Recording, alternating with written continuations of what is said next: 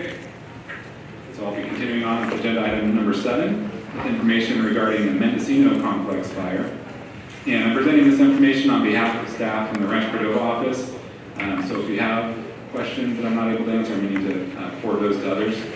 I think it was mentioned earlier that Rich Schmoll, senior staff from Rancho Cordova office, was instrumental in this response.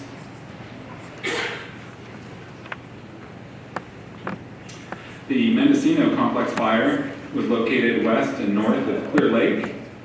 It was the largest recorded fire complex in California history. It was actually 2 wildfires, the River Fire and the Ranch Fire, which burned in Mendocino, Lake, Colusa, and Glenn counties.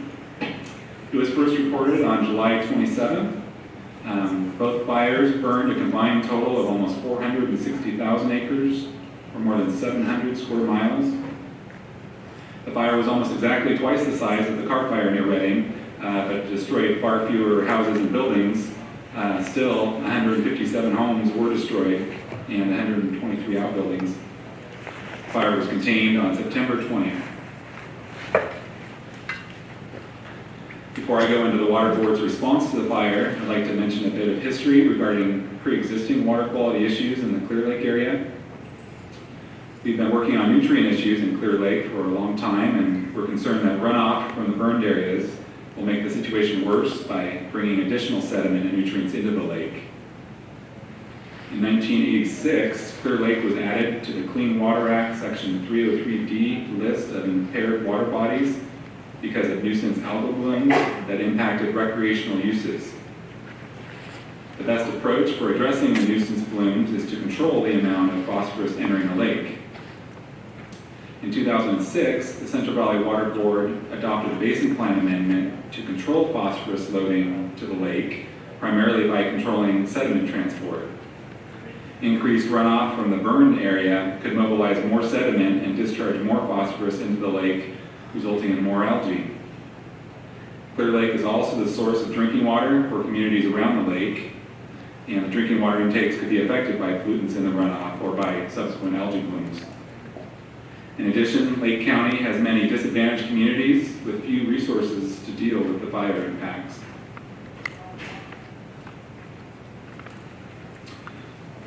Because of the concerns about sediment, nutrients, and drinking water intakes, Water Board staff decided to conduct water quality-focused assessments in burned watersheds of non-federal land tributary to Clear Lake. Federal lands were assessed separately by Federal Burned Area Emergency Response Team and that FAIR team, different one. Rancho Cordova Water Board staff trained with Redding office staff and vice versa, cross-trained, and used the same protocol to assess burned areas as was used for the Carr Fire. The assessments included slopes, soil type, burn intensity, structures, and proximity to water bodies. Staff, after working with Redding staff, then went to Clear Lake to identify and prioritize areas where sediment and erosion controlled best management practices, or BMPs, can be used to minimize erosion. These BMPs are generally the same types that will be used on the Redding fires. In my Carr Fire presentation, I referred to mitigation actions, and here we're using the best management practices, BMPs terminology, really the same thing we're talking about. It's what we're proposing to do to address the water quality problems and threats.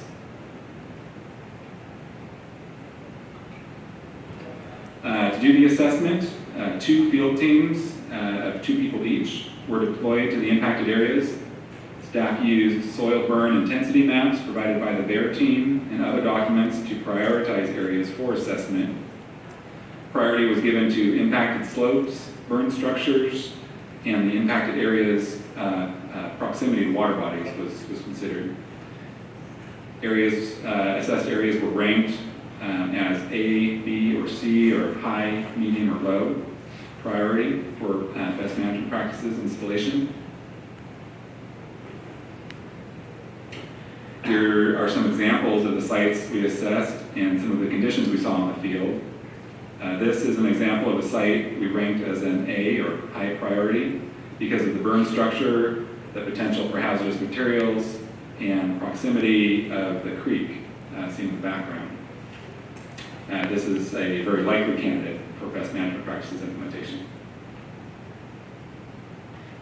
This is an example of a site rated as a B, or a medium priority, due to burn intensity, slope, and proximity to a creek.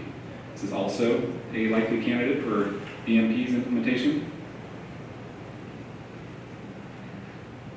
And finally, here's an example of an area we rated as a C, or a low priority, due to the low burn severity. Still see green trees there. This is not a prime candidate for BMP's implementation due to prioritization. Following the field assessment work, data was compiled into a spreadsheet, like we did up here. And then staff used the spreadsheet to develop a base map of the assessed areas. Areas with highest concerns are shown with red dots, yellow dots for moderate, and green dots for low priority. The fire assessment information is digitized so the maps can be scaled for field use and easily be shared with others.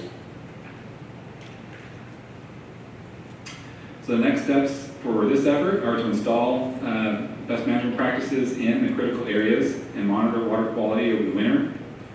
Currently, it looks like funding for BMPs is available through the non-point source 319H program. I think Patrick Lupa mentioned that earlier. Staff is working on a contract with the Lake County Resource Conservation District, or RCD, to install and maintain the BMPs. And we're still working with State Board to identify funding sources for water quality monitoring. The funding will pay for lab analysis of water samples collected during storm events and selected times during the wet season.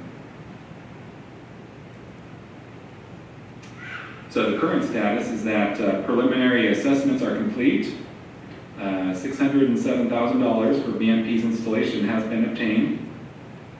The scope of work and contract for BMP's installation is being prepared. The Lake County RCD has selected an experienced installation contractor.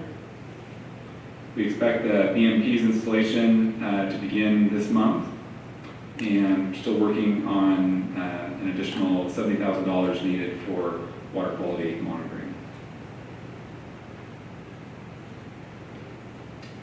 The post-fire effort has involved a number of staff from the Rancho Cordova office, as shown on this organizational chart. Workload has been spread out to reduce impacts to individual units, and about 15 staff have worked on fire response for the Mendocino complex, and approximately 700 staff hours been spent to date. A few lessons learned, knowledge gained. Coordination between programs in the office is critical. We did that in this case. Water board staff is very knowledgeable and experienced, and we're gaining additional experience through these efforts. We need a better organizational structure in place for emergency responses, however, and somewhat minor point, I think, a separate task code could assist in tracking emergency response efforts. And that is it for that summary.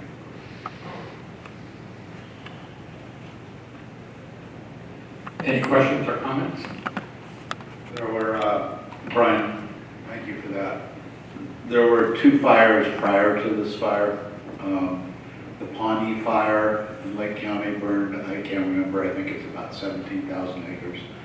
And the county fire burned in both Yolo and Napa County along the Blue Ridge, and I think that was close to 40,000 acres. I don't know if we've taken a look at those.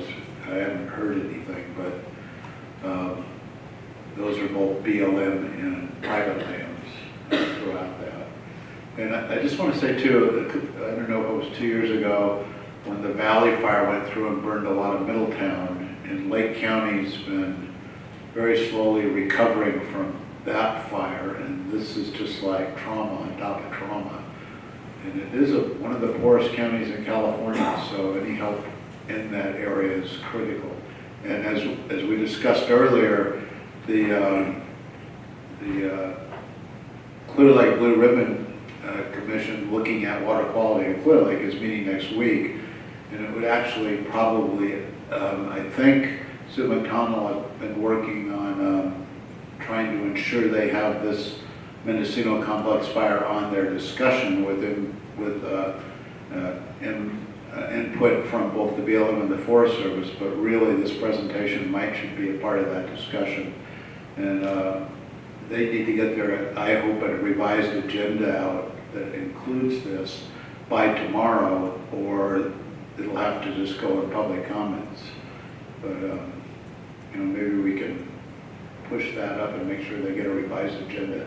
And part of it is that whoever's running that commission from the Resource Department is out on Monday, but I think we need to try and make sure that that's at least included so it can be discussed.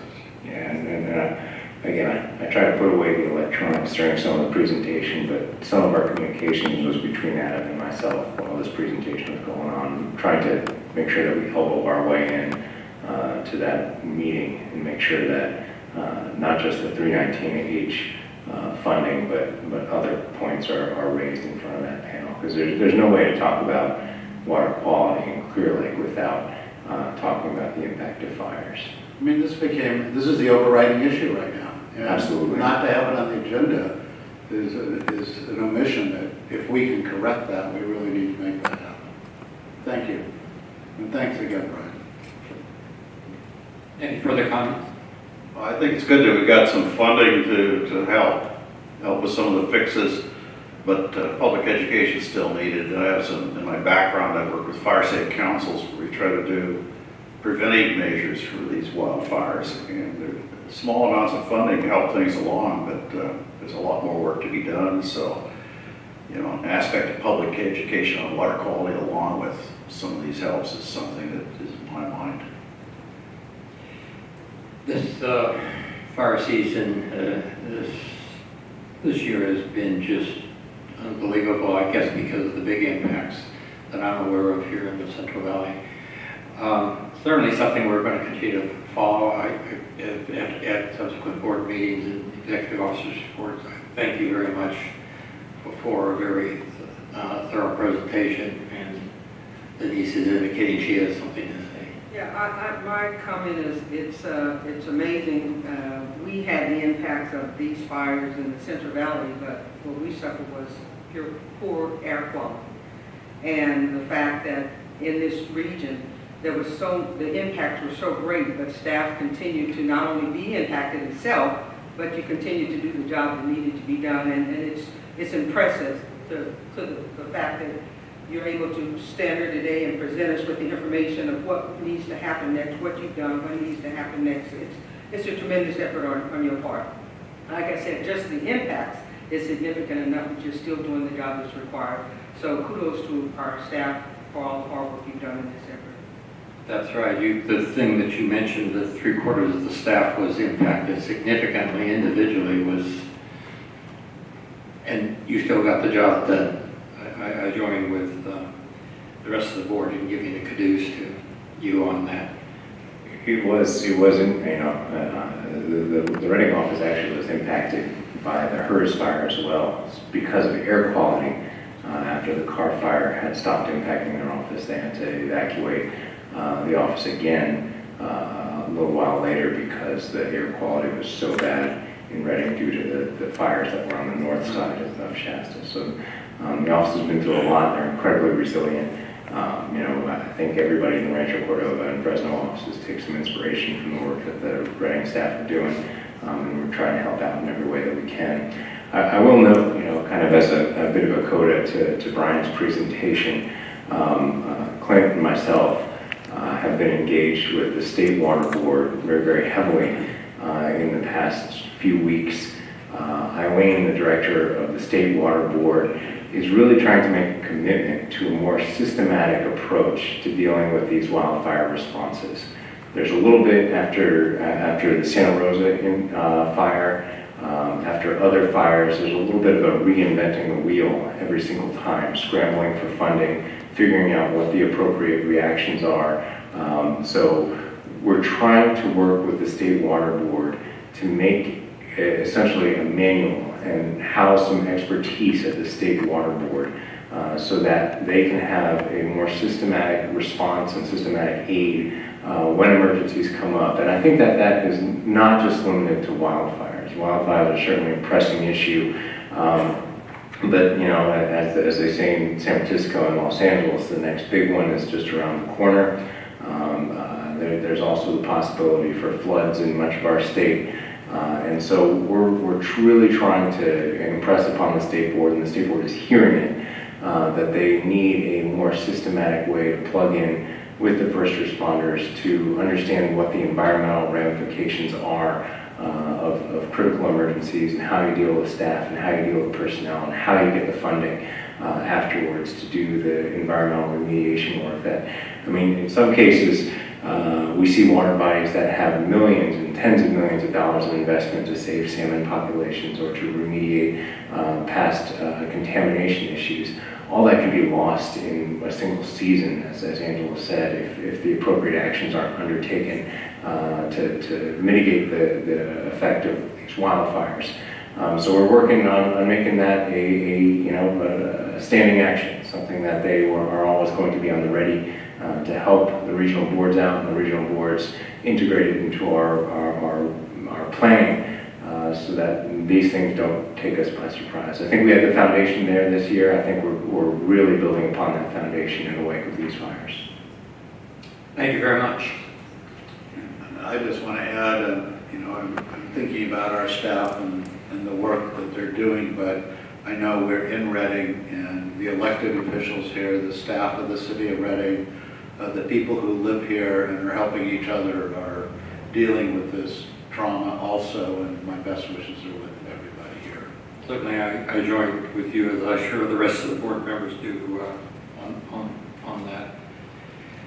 At this point, as we move to the next agenda item, we're going to move the agenda around a bit. There's a number of folks here wishing to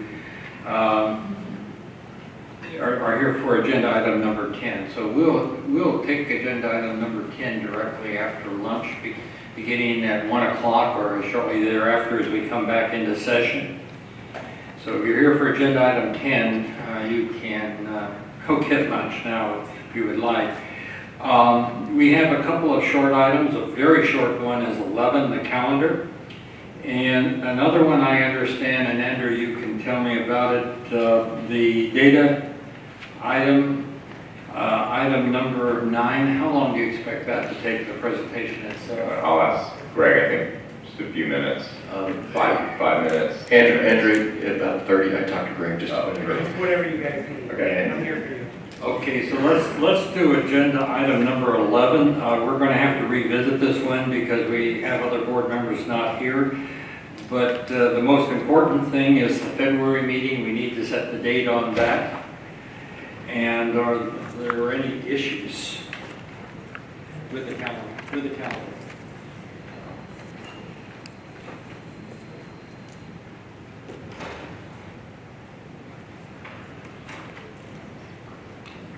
I said February. We're talking January 24th, 25th. It's actually, so we sent around a calendar that was updated. The updated proposed date is February 7th and 8th. That was to more effectively space them out.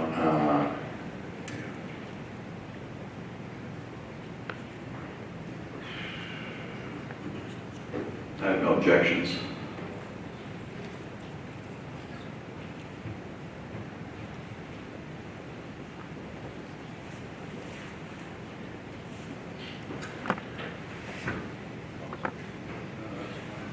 So we've got 4 board members that it works for, which means you have a quorum. That sounds good to me.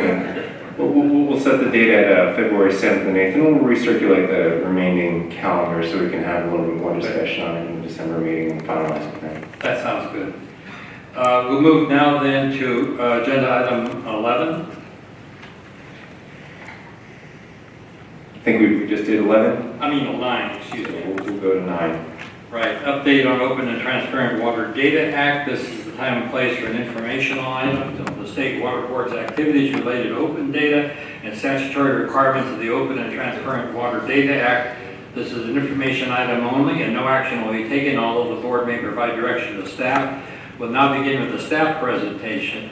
Following the staff presentation, interested persons will be allowed 3 minutes each to the rest of the board, and I have no cards for interested persons at this time, so a timer will be used if we get some.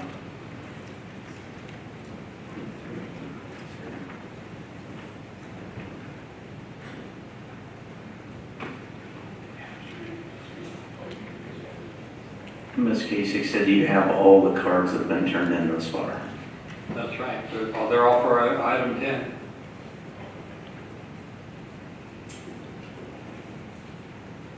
Okay, so I'll introduce myself. I'm Garrod. I'm Deputy Director of Information Management and Analysis of the State Water Resources Control Board. I've been with the water boards my whole career, 25 years now. The Office of Information Management and Analysis is one of about 13 divisions and offices at the State Water Board. We're not the same as the Division of Information Technology. My office was created about 8-10 years ago to essentially serve a bridge between the folks in charge of the technology to build databases and support the technological needs of the organization. And the other side of the bridge was really multiple connections to programs at the water board and external parties that are interested in having data come back out and be useful. So we, as a result of that, sort of serve two missions in my office. I have about 30 staff. About half of our organization and energy is dedicated to collecting high-quality data for surface water, and it's the Surface Water Ambient Monitoring Program is the name of that. The other half of our energy and staff is dedicated towards making data accessible and available, and that sort of applies to all the different data systems. So as a result of that, we have been trying to champion the concept of open data, which is really a modern definition of accessibility.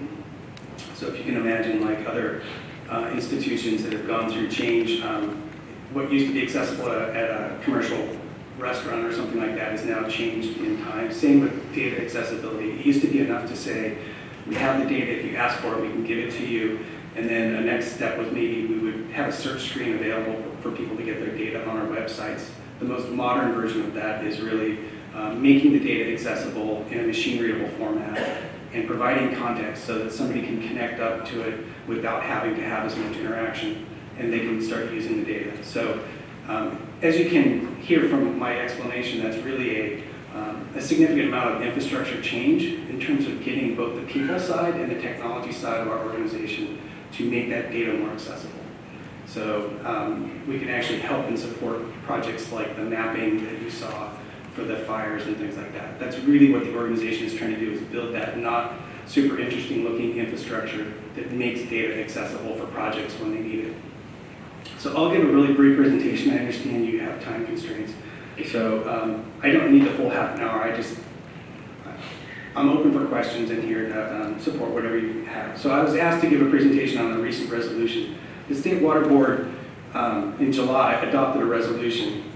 These slides are actually for a bigger context. So this explains kind of why and what activities that my office works on. So we spend a lot of time making data flow better, is probably the easiest way to say it, so that we can produce maps and dashboards and visualizations. I mentioned that open data has a definition. It's essentially been around for 5 to 10 years, depending on how far back you go, but European Union does a lot of open data. State, federal governments around the country do open data publication. It's really something that has a very specific definition, and so it has this publicly available concept. So it's data that's open, meaning you can't charge money for it. It doesn't have any confidential information, whether it's business or personally identifiable information in it. And then it also has this documentation and machine readable component. So that gets to the modern era. Your phone is really a consumer of data that's kind of open, essentially. So the ability to have machines to machines, which is really the same as having a dashboard on someone's computer. They can be looking at all the fire data, all the surface water ambient data, all the regulatory facilities that are doing inspections data. But it's really that machine-to-machine connection that's kind of the modern definition of accessibility. So this is a couple of ugly charts to explain the world that I live in. The top one is the Division of Information Technology's description of our enterprise application systems, which is really a long way to say our databases. And so that's the modern version of where all the people and programs work on storing their stuff. This is kind of like looking into the garage of somebody who has a hopefully a well-organized system. The second chart is really what I focus on, which is the data. So I'm all about making that data accessible and useful, and getting it back out of those different places of storage, and those are complicated ways to get them in and out of that storage. So again, improving the data flows is what we're focused on. A second part of that is building capacity. So the organization can have all the data available, but if we don't know how to use it, then it's not useful. So one of those, more contemporary approaches to this is decentralizing that approach. So instead of having a mapping department that does your mapping for you, it's now expected that many staff and managers and executives can do a lot of their own work with data, especially with the tools being so easy nowadays. So again, mapping used to be a place that you sent a request to, you waited, you got your map back. You can literally map today on your desktop if you have access to the data and the tools. So, and then understanding how to converse with data. So there's a data literacy component to this building capacity too. And data literacy is a common or a term that's used in this field to essentially cover a lot of different things. It could be very specific literacy components associated with statistical processes and analyses that are done in the initial stages of explaining what the data means. It can also be as simple as just understanding how to use data more effectively in your executive storytelling. So when people, when board members, executives, and others go out and start talking about something, the comfort of sort of talking about the data, that could be called data literacy too. One of the main components of my job and our efforts is to stoke interest in our data, and this is a term that's called civic engagement or community engagement. So civic engagement, we are a public agency. We actually have a robust culture of engaging our citizens anyway. We have a board history that goes back to the Dickey Act, and we have processes of engaging and answering questions that people have about what we're doing and why we're doing it. So this civic engagement isn't new to us, but the modern term is actually quite shocking to some people when I say I go out and I work on hackathons. So a hackathon is sort of the modern equivalent of how to engage with people with data. And so the folks that are involved in that community, this is what they do. They help, they spend their free time essentially help volunteering to improve government's ability to explain what they're working on. So we actually have an example of that right now with the Safe Drinking Water Challenge. This is a statewide effort that is wrapping up October 18th. It's held numerous commitment events up and down the state, around the state, all focused on improving safe, reliable, and accessible drinking water for people who live in California. So, and it's been exciting because of the opportunities to leverage other events and other energies, but just one of the examples was at UC Berkeley with a bunch of students and volunteers that showed up for 2 days and developed some amazing insights and tools into our drinking water data sets. That's a list of all the partners.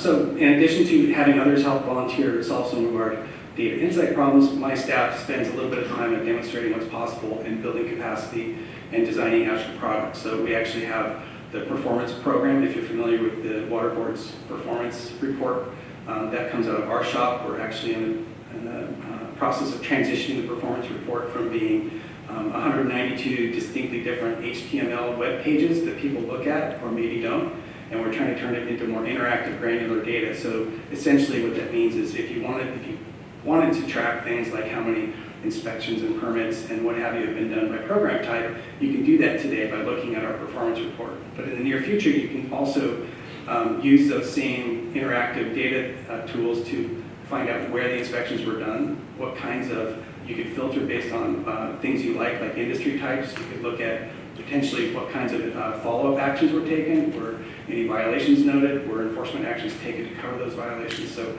that idea of having more granular interactive data is really where we want to be, and so my office is also building products to do that.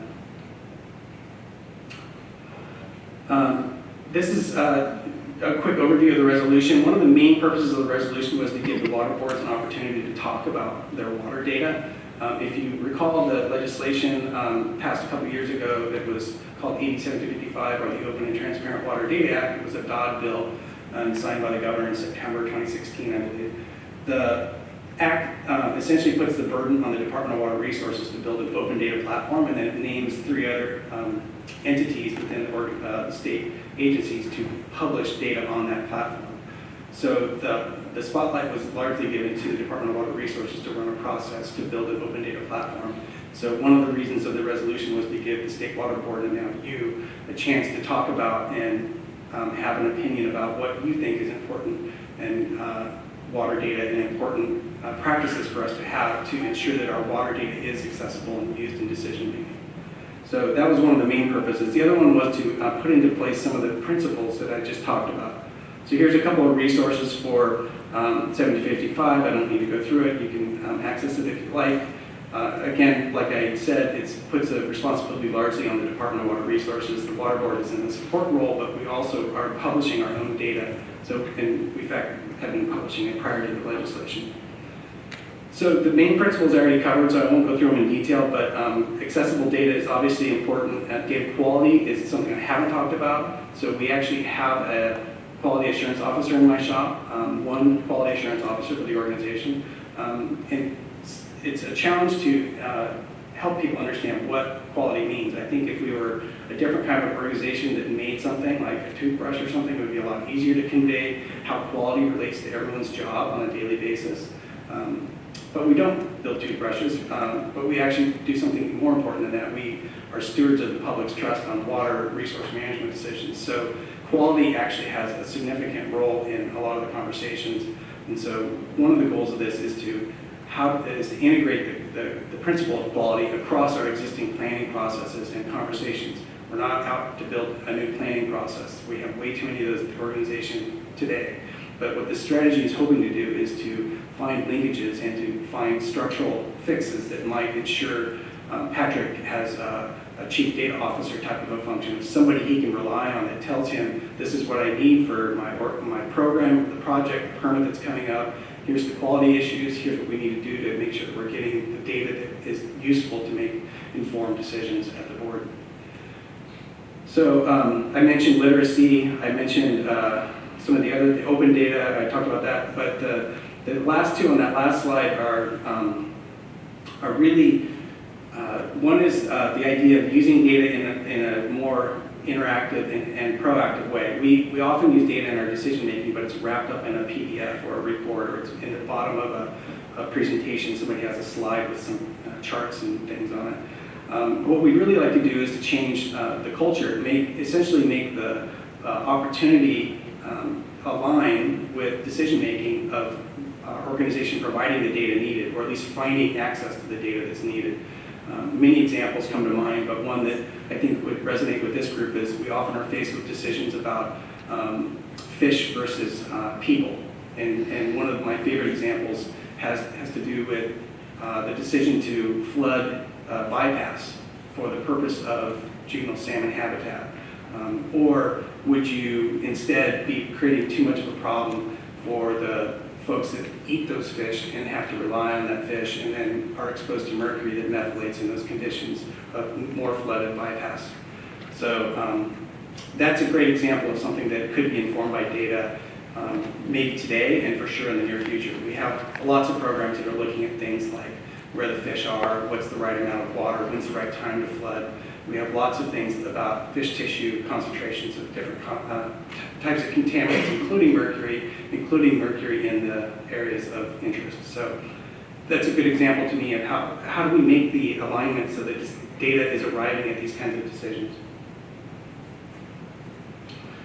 Let's speed ahead. The main thing that the resolution does is it puts principles in place. It talks about some things that are valued at the State Water Board.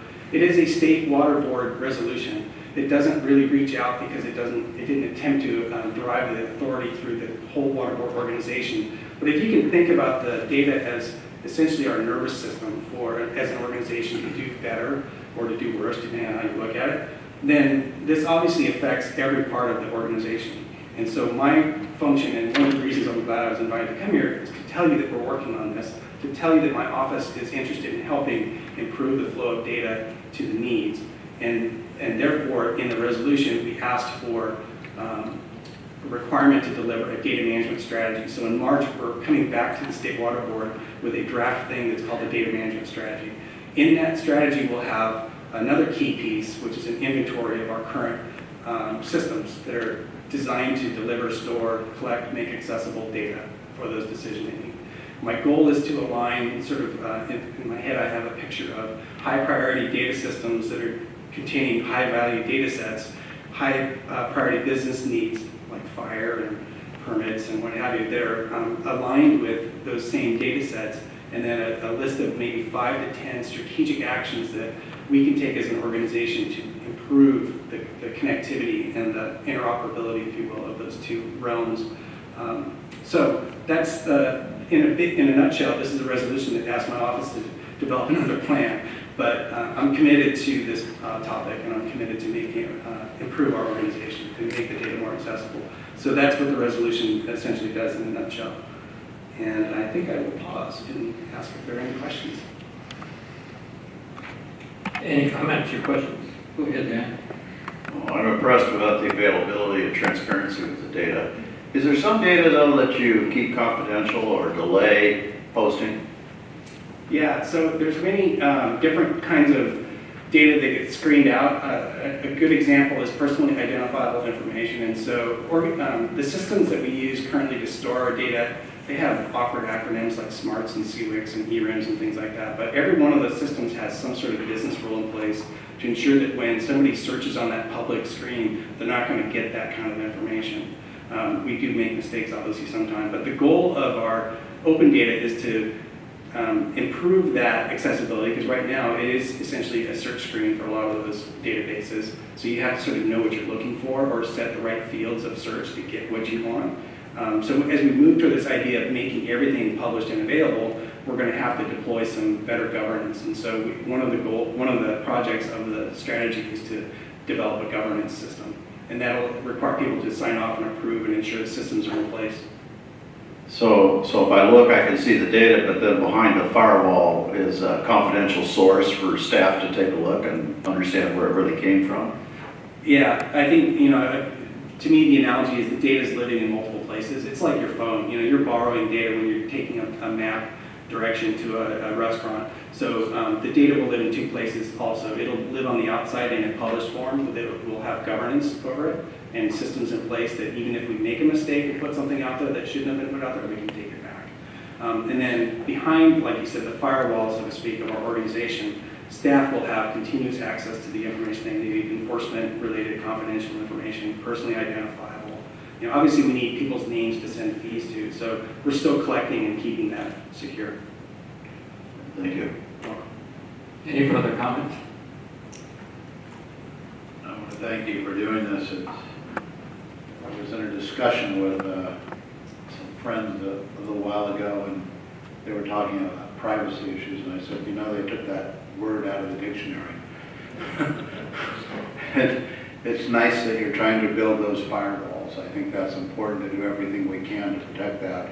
The other issue around data that's coming to mind for me these days is just, I look at 50 years, not 50 years, pretty close, 40, anyway, 45, since sort of the development of computers and this data and beginning to accumulate this, and the different forms that change, and every time it changes form, I lose a bunch of information. So the integrity of information over time, like what will this look like in 100 years? Is this a process that it will certainly evolve, but will maintain this information? Because it seems like it could go in the cloud and disappear, So I hope you're thinking also in terms of longevity of these systems and the data. Thank you.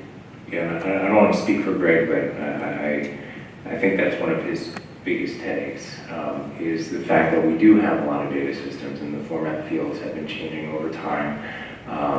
The way that the state contracting works and the way the state IT infrastructure works is it kind of develops in fits and starts. And I think Greg is working, at least my understanding is Greg is working on a plan to really make the underlying infrastructure a little smoother and make our planning more long-term with respect to not just the tools we have at our disposal, but how, as the data comes in, it is managed and the governance that we have over it.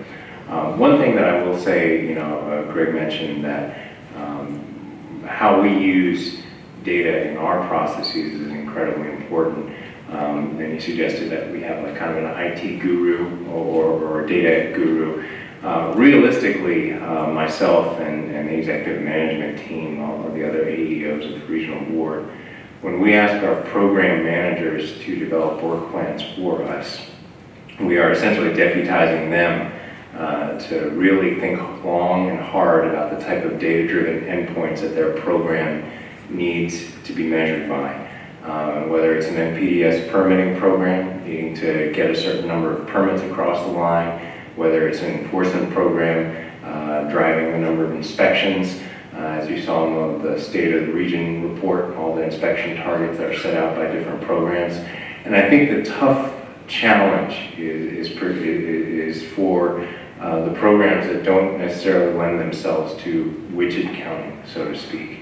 Our vast CV salts program has tremendous endpoints.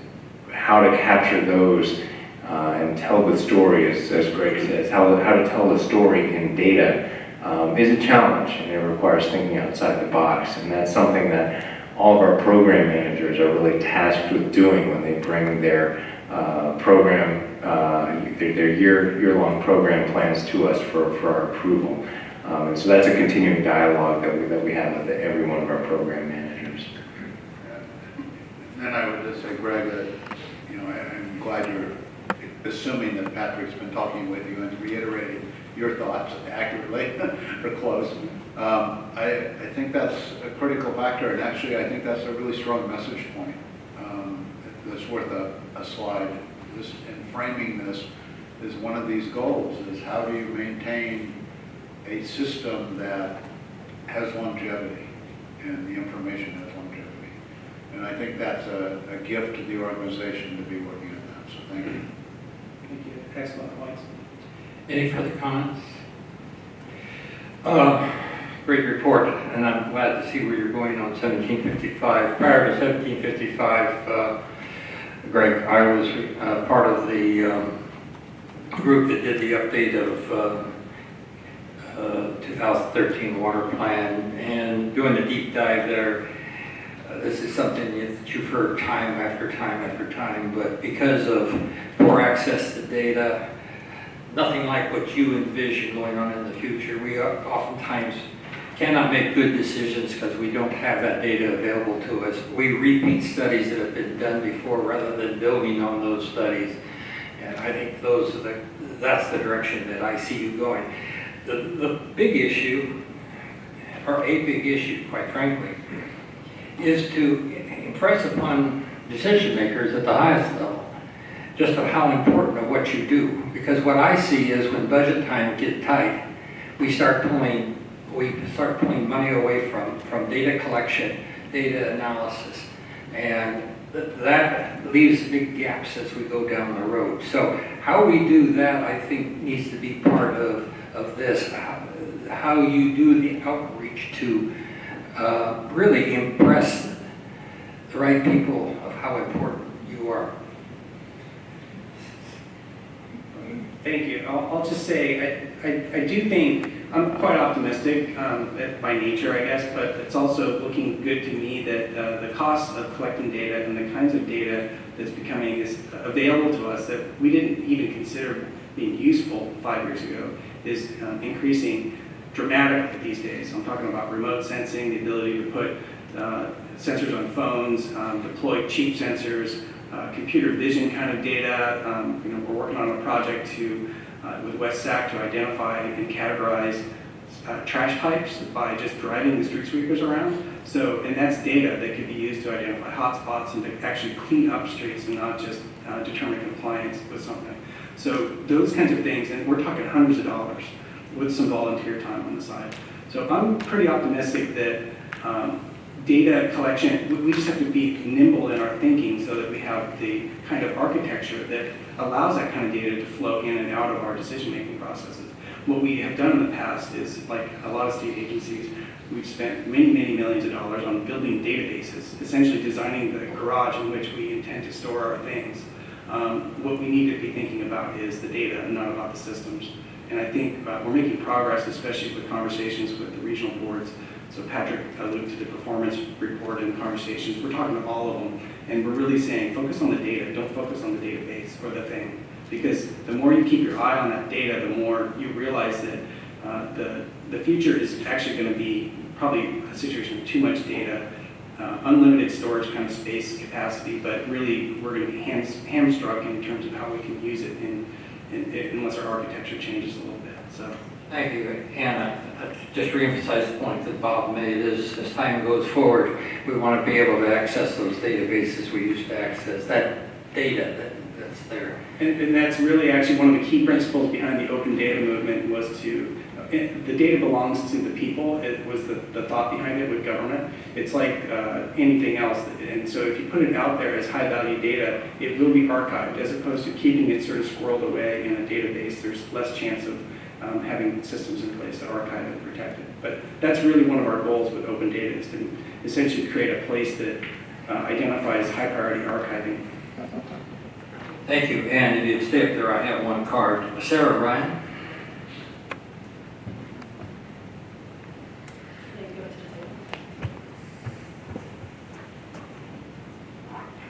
Here we go. Thank you. And you can sit down if you'd like. Okay. My name is Sarah Ryan. I'm the environmental director for the Big Valley Band of Pomo Indians in Lake County, Clear Lake. And it's nice to hear the presentation that went on earlier about the Mendocino Complex fire. I couldn't let this topic go by without without interjecting on our thoughts on data in the state of California and also within the region.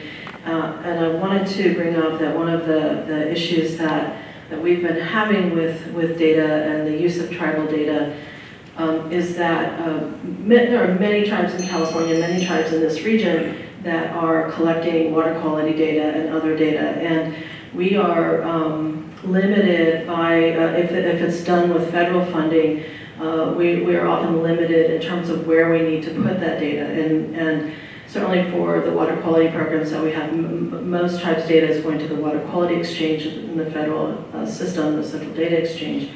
And it's our understanding that when the regions are doing the 305B evaluations for whether there are impairments, water quality impairments to the uses, that they are just looking at the data that's in CEDN. And I think it's really important. And so they're not looking at the data that's in WQX, and they're not looking at the data that is in any other database where everybody's putting their data.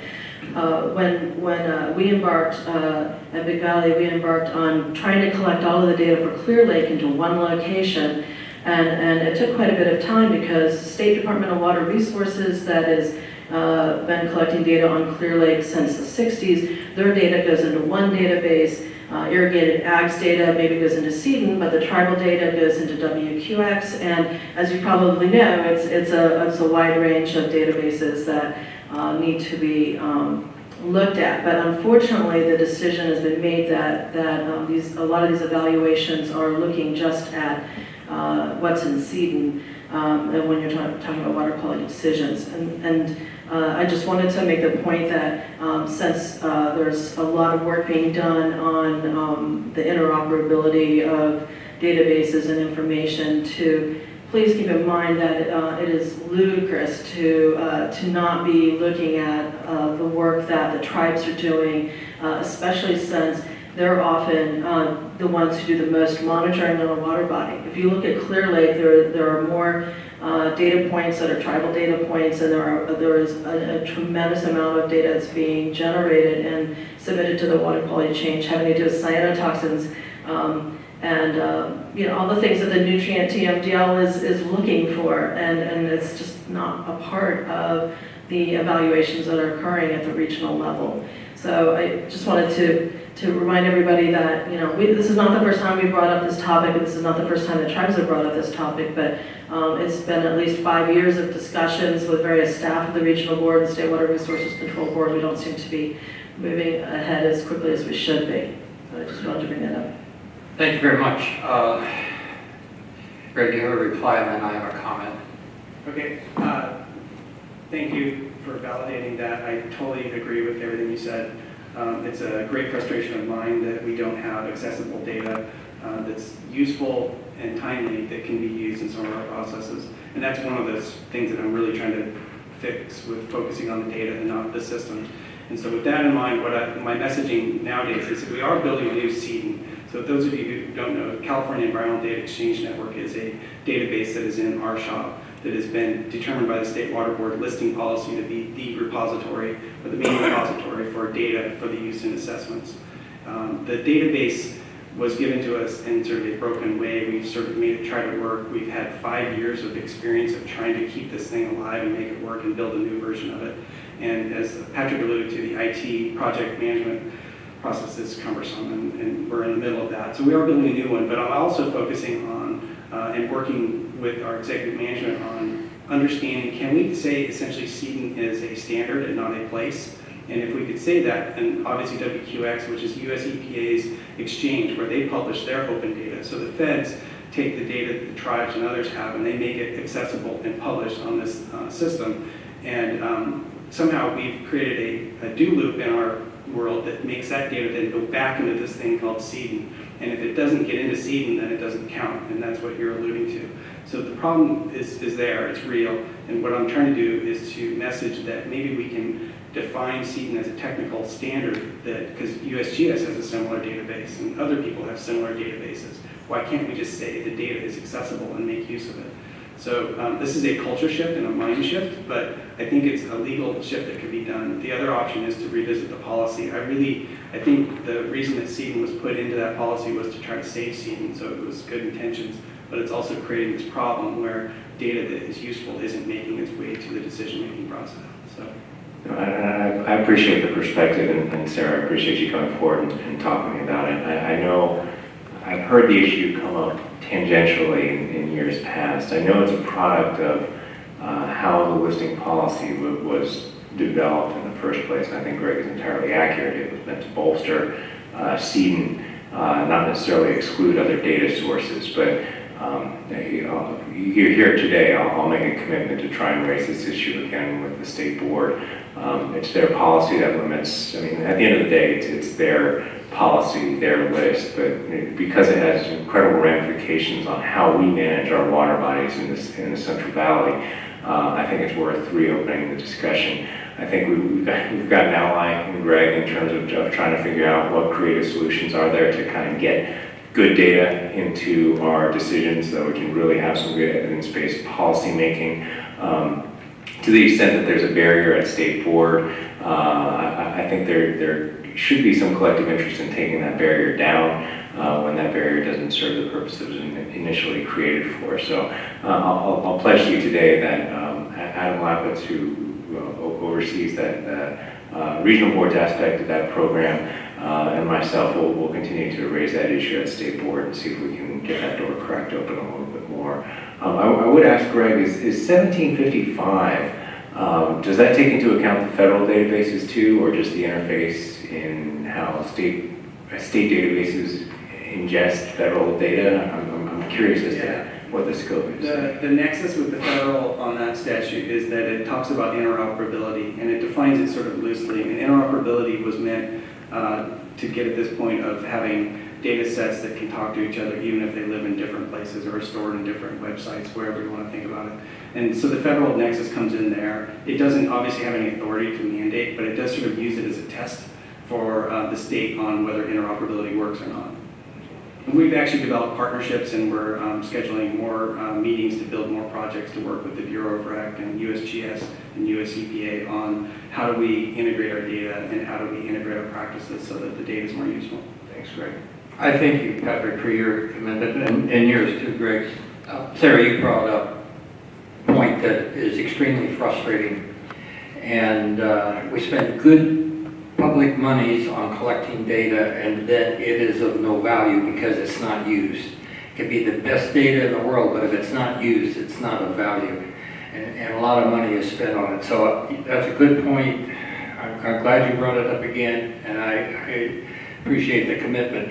So often what we see is QA/QC is one of the arguments that's brought up. They're one database's criteria, it doesn't match another database's, and then if we let this data in, it's going to contaminate this other database. There's a lot of other issues that folks bring up, but we need to get past that. We need to find commonality, develop common standards, and it sounds to me from what Greg says that we're on the way to do that, but we're not there. So let's see what happens. My comment on that is, we're not there yet, but I would hope from listening to Greg and what Patrick has said, that the next time we get an update, I have more information on this, that we don't have the representative coming and saying that for the past 5-10 years, we've still not been integrated into the system, because it's important, they're impacted, and the language of the databases should be able to meet to address these issues that we're talking about. Thank you. Thank you very much. And with that said, the board is going to adjourn is going to recess for lunch. Will we be in closed session during lunch? Yes, I'd like to announce closed session A, F, and H on page 5 of the agenda. Very good. Those items are, for the record.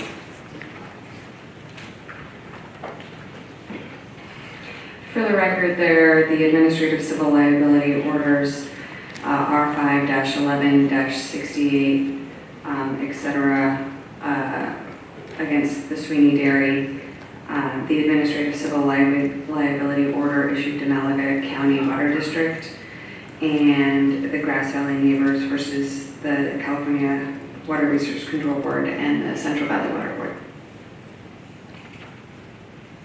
Thank you. And the first item after lunch will be item 10, the triennial review. Thank you.